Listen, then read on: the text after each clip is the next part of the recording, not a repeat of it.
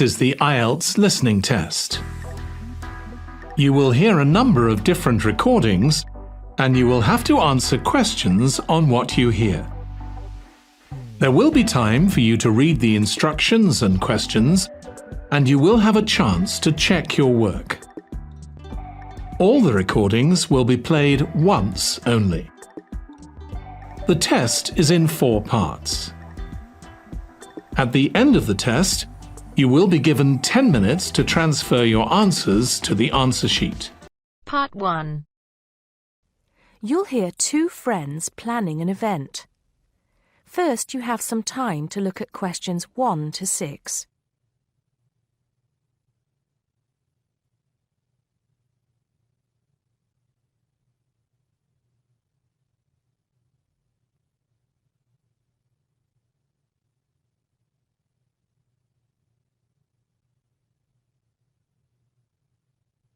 Now we shall begin. You should answer the questions as you listen because you will not hear the recording a second time. Listen carefully and answer questions 1 to 6. Hello, Joan. I'm glad you could come. Hello, Peter. What's up? Is something the matter? No, everything's fine. It sounded urgent on the phone. Did it? It's just that I've had this idea and I wanted to see how soon we could get it off the ground. Well, don't keep me in suspense. You know they're planning to close down the local clinic.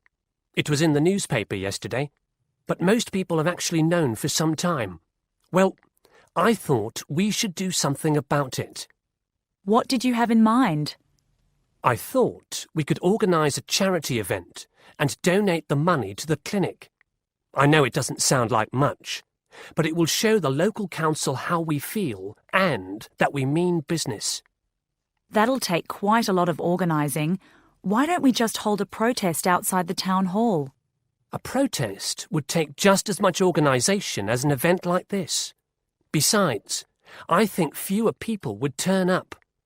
A village fair or something like that would attract more people and get money for the clinic.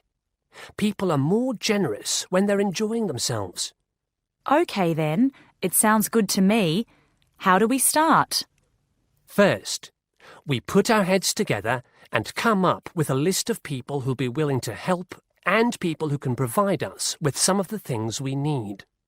For example, we might need a caterer to provide refreshments, a rock band for entertainment, tents and so on.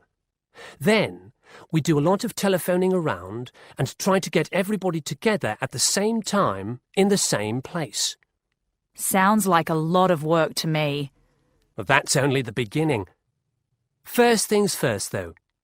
Let's decide now on who to get to the initial meeting and where and when to hold it. Fine. Well, the village hall would be the best place to have the meeting. It's not as big as the youth club, but it's warmer. There'll be no problem getting permission to use it, but I suppose it depends on how many people we invite. We don't want too many, otherwise the meeting will go on too long and nothing will get decided. But the village hall is a good idea. It's more official than having it in someone's living room. How many? 6 or 8 people to start with? 10 at the most? OK, now we have to decide on a suitable day and time. Suitable to everybody, I mean. A Saturday or Sunday would seem to be the best choice because people aren't at work on those days. But they may not like the idea of giving up a part of their weekend for a meeting. Unless we persuade them it's for a good cause, or that it's to their advantage, and that it'll all be a lot of fun. We'll provide refreshments, of course. What if some don't want to give up their weekend? Then we'll give them an alternative. Say, one evening in the week after everybody's finished work. We'll see which is the most acceptable to them. Then book the hall. I can do the refreshments for the meeting. I'll get Darren and Maggie to help me. I'm sure they'll be more than willing. Before you hear the rest of the conversation, you have some time to look at questions 7 to 10.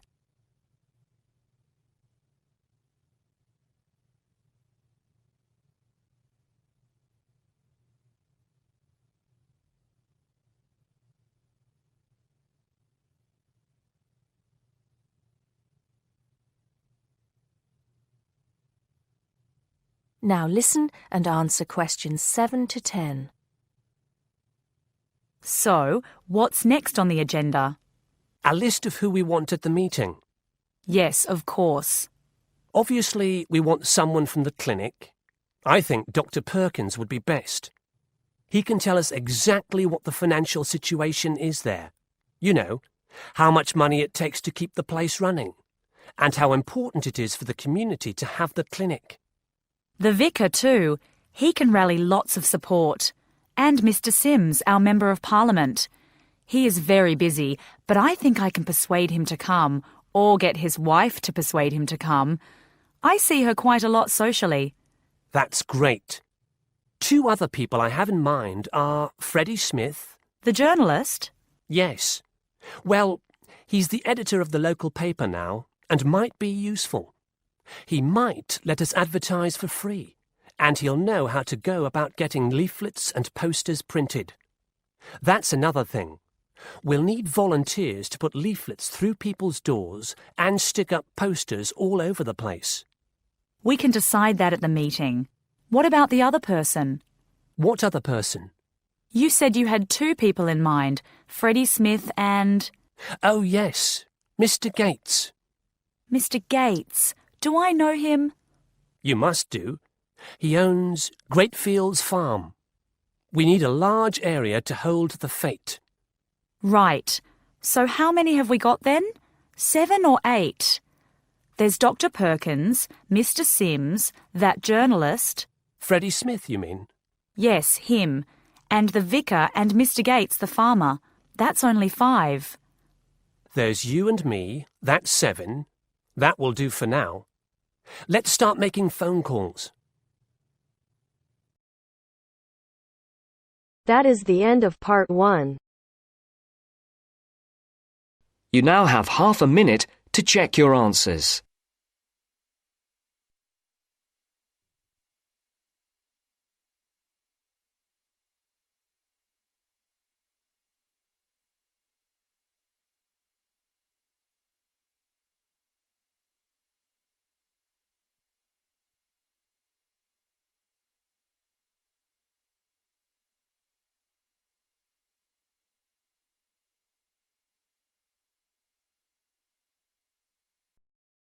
Now turns to part 2. Part 2. You will hear a tour guide giving a talk about a relaxation centre. First, you'll have some time to look at questions 11 to 14.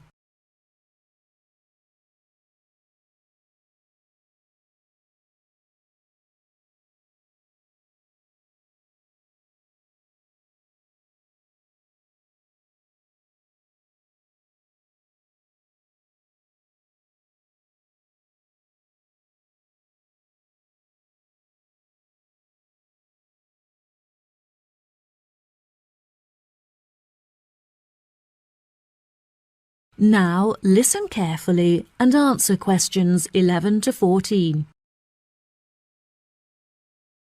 Hello everyone, my name is Sally. Welcome to our globally renowned spa and relaxation centre here at Island View Estates. Before you all wander off and begin exploring the facilities, I'd like to go over a few things. Now, this year is a very special milestone for our beloved centre, as it is our 25th anniversary. I understand that this means you have all paid an increased price for your tickets, but I can promise that all of the events we have scheduled for your enjoyment will make the costs well worth it. I know that all of you have travelled a long distance to make it here to the centre of the New Forest, but it is thanks to its remoteness that our centre is such a beautiful place to relax. I'm sure you are all keen to find out what activities we have arranged for you, so I will give you a quick overview. Tomorrow we have arranged for you all to participate in a yoga session for the duration of the morning, followed by a day of relaxation at the pool, where we have ample sun umbrellas to protect you from the sun. On Wednesday, we have organised a sightseeing hike through the forest, where you will be able to test your navigation skills and witness the wild ponies in their natural habitat. It's forecast to be sunny that day, but I recommend that you all bring rainproof clothes just in case. On your last day, we have a special surprise, a pony trek along the beach. We ask that you all wear full-length trousers and that all women have their hair tied up in a ponytail. Helmets are provided at the center for those who would like to wear one. There are a couple of beautiful attractions here at the center that you must all be sure to visit before you leave. The Rose Garden, located just at the corner of the property, is home to many indigenous species and is beautifully serene and peaceful, the perfect place to collect your thoughts or read a book. Our sunset boat ride has been the favorite attraction for many of our visitors. Simply hop aboard and relax whilst we sail you out into the open sea to witness one of the most beautiful spectacles that nature has to offer. Last, but certainly not least, is the freshwater pond, which serves as a watering hole of sorts. Some of you may even be lucky enough to spot our resident kingfishers, who are members of a very rare and endangered species. Once you have all unpacked and settled into your rooms, we will be taking you out to the neighbouring island for a bonfire and barbecue dinner. The island is very small, and the bicycle trails make it very easy to explore all of its beautiful corners.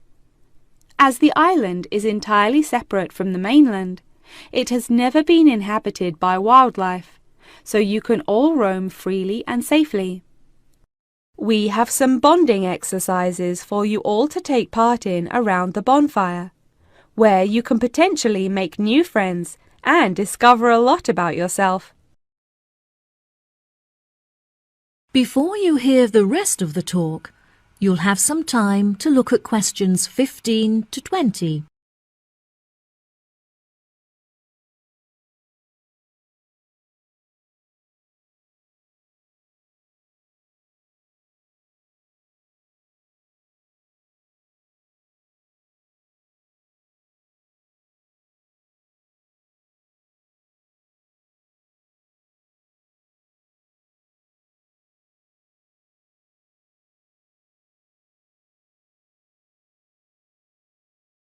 Now listen and answer questions 15 to 20. Now, let me tell you a little bit about the facilities that the resort has to offer. For those of you keen on indulging in a little bit of retail therapy, just wander along to our tourist centre, where we have a wide selection of presents on sale at reasonable prices. If you are feeling more drawn to the natural surroundings and scenery, I recommend that you take a trek up the mountain, where you can enjoy the panoramic outlook from the peak. For a bit of cultural indulgence, why not pay a visit to our small on-site theatre, where you can enjoy watching a range of movies and check out some works by our resident street artists. Just a 10-minute walk down the road is the local art museum, where you can roam around the sculpture courtyard or admire the many artworks on display. Here at the resort, we are incredibly lucky to be located right next to a nature reserve, where many species of endangered wildlife live in the pond. Just on the bank is a small hut where visitors can observe the fish and birds in their natural habitat. Now, if any of you are interested in history, you have the very interesting opportunity to visit the ancient building at the south side of the grounds. The building is now a museum. However, it originally served as a jail for those charged with crimes of treason against the royal family. Well, that just about rounds it up. Now, if anyone has any questions? The end of part 2. You now have half a minute to check your answers.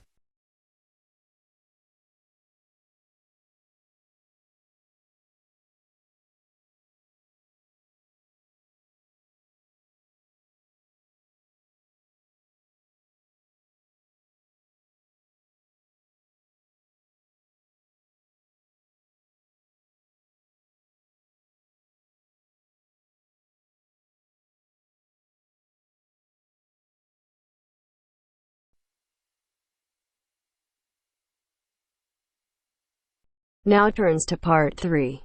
Part 3. You'll hear two university students discussing a social science lecture they attended. First, you have some time to look at questions 21 to 24.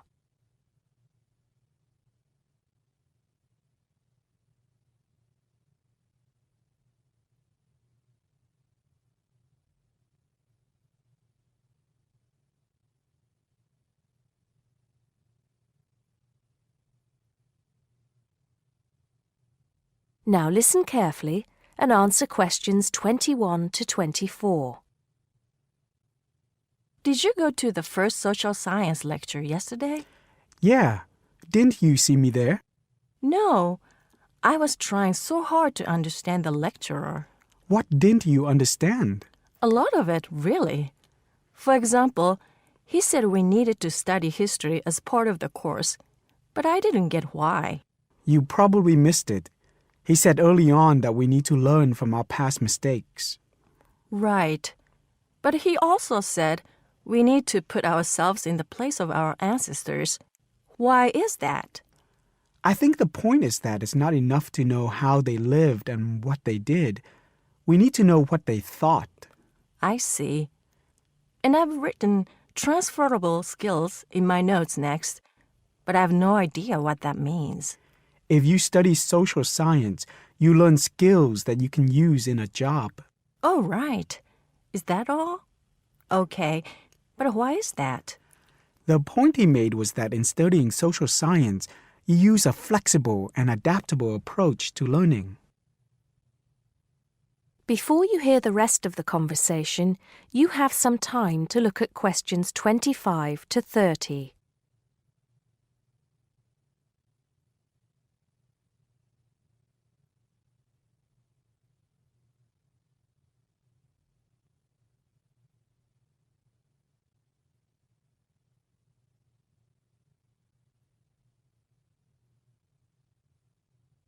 Now listen and answer questions 25 to 30. He also kept mentioning all the other subjects we will need to study as part of the course. I didn't write them all down, did you? Some of them. I think I can make sense of my notes. The first one was anthropology, which he said would cover prehistory and archaeology as well. Okay. Then there's economics. I wrote down that this was not meant to mean that we will spend all our time looking at economic theory, but more that we need to see how humans behave. That's good. I don't think I could handle economic theory. He said something about education too, didn't he? Yeah. He said we'll be looking at how cultural information is handed down from one generation to the next through teaching children. He said we'd be focusing on geography too, but I can't really remember which aspects. Can you? I noted it down, I think. Here we are, yes, particularly in relation to urban planning. It's law that I got confused about. I didn't understand why he linked that to economics. I think he meant that laws affect the way wealth is distributed. That makes sense.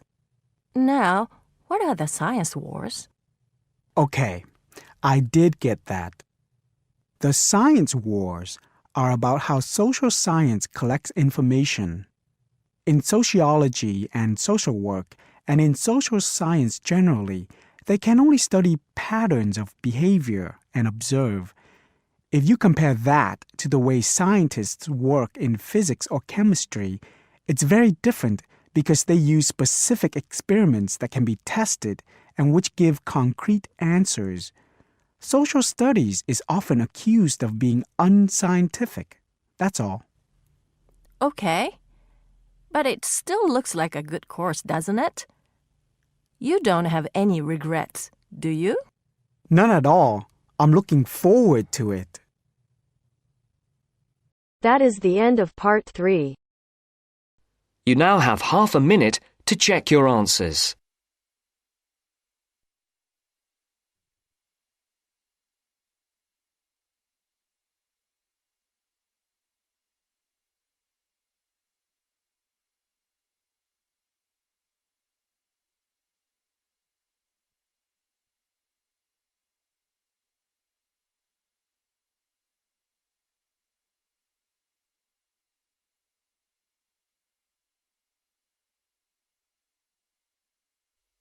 Now turns to Part 4. Part 4.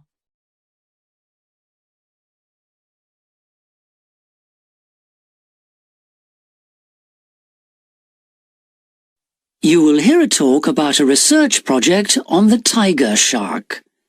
First, you have some time to look at questions 31 to 40 on pages 7 and 8.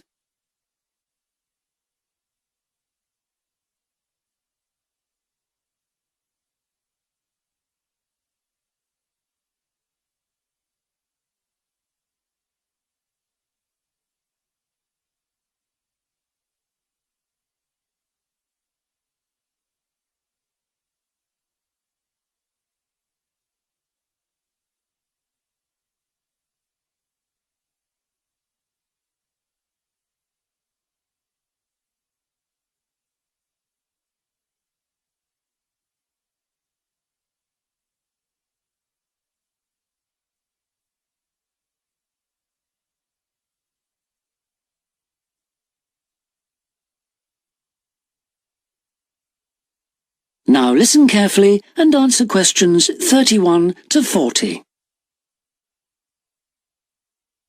Good morning, everyone. Today I'm going to talk about the research project I've been involved in on the tiger shark.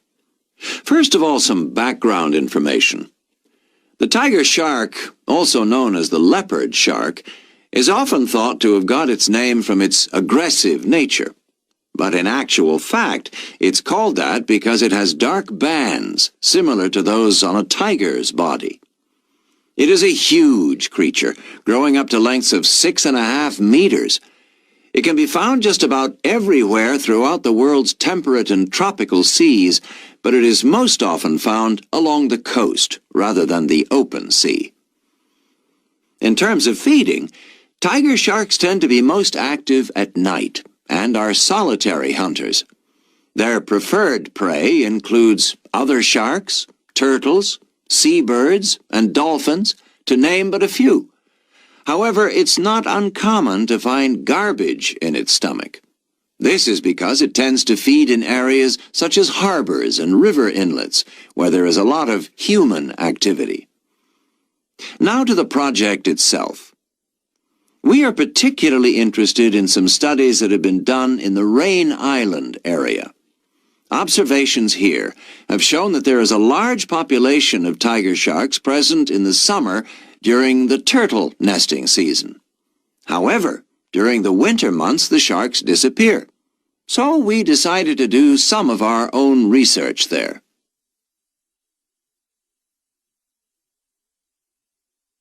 The first step was to tag a number of sharks so that we could follow their movements. To do this, we first needed to catch the sharks. Early in the morning, we baited lines with large bits of fish and set them in place. These lines were then checked every 3 or 4 hours. If no sharks were caught, the baits were replaced. Once a shark had been caught on one of the baited hooks, it was pulled in close to the boat and secured, so that we could carry out a number of brief activities to aid our research. This usually took no more than about 10 minutes, and was carried out as carefully as possible to minimize any stress to the shark.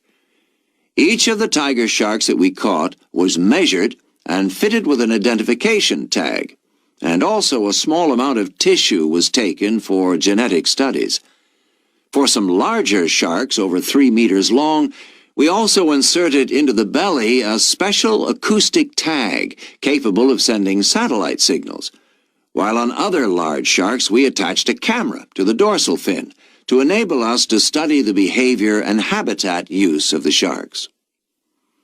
After this, the shark was released, and we were able to follow its movements. So what was the purpose of all this tagging? Well, while we were already familiar with some aspects of the tiger shark's behavior and food sources, what we hoped to do in this project was to see exactly what factors affected the migration patterns of tiger sharks and whether it was, in fact, food, weather, and reproductive needs. These are some of our findings. On February 21st, a large female shark, whom we named Natalie, was attracted to our research boat at the northern tip of Rain Island and fitted with one of the satellite tags I've just mentioned. No transmissions were received from Natalie between April 2nd and April 29th, indicating that she didn't surface to feed during this period. The area in which she was last reported is very shallow, suggesting that she may have changed her feeding preferences during this period to focus on prey found on the sea floor. We also made a number of other discoveries, thanks to the various transmitters we used. It seems that tiger sharks move back and forth between the ocean floor and the surface quite often.